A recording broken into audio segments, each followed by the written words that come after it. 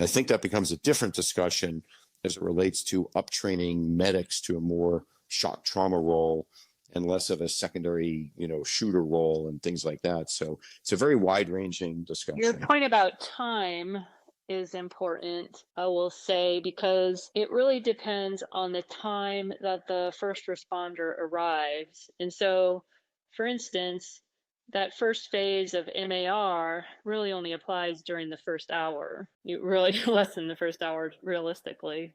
Really the first 15 minutes. And so you're right.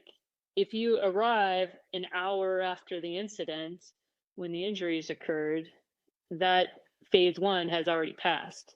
And now you're really moving into the second phase, which is dealing with their wounds, etc. And then, yeah, just to talk about the scale of event, we thought about, in terms of standardizing a terminology, 3 different size events being multiple casualties, mass cal, and ultra mass cal. And we all know that the size of the event really is proportional to your resources, and that determines your response. But just to have a way to think about it formally, if you have multiple casualties, and the reason this is important is because your goals really change depending on the size of the event. If you have multiple casualties, we talked about before, your goal is really to save everybody who has potentially survivable injuries as much as possible.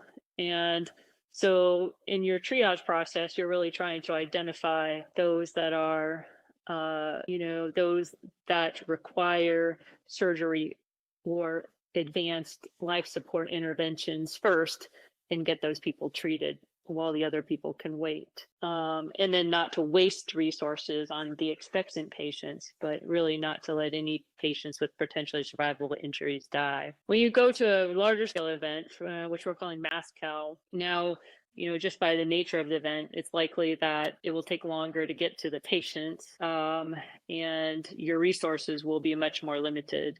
And so in that case, you really may need to conserve resources, which literally in the last 20 years in CENTCOM, we've really never been faced with this situation, hardly ever, that we had to allow patients with potentially survivable injuries to die due to lack of resources, just because we had so many resources. And we found that the 2 most high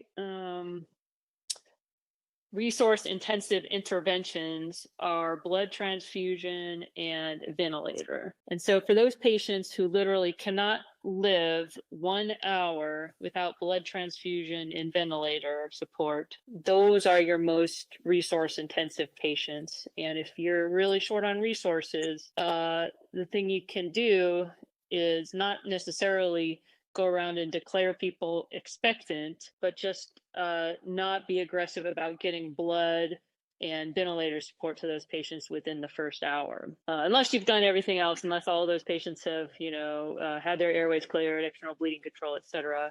But it's not the priority in the first hour because it's so resource intensive. And then we get onto the ultra mass cal. This is what Steve was talking about, where the response is truly delayed. The only intervention that is likely to meet the timeline of life-saving interventions is TC3 from those people that are already on the scene. And I think that's important to emphasize, because when we talk about, it's a huge event, people are just going to die, can't do anything about it. I think the message should actually be, we can do a lot, but it's all at the TC3 level, and that will save the most lives.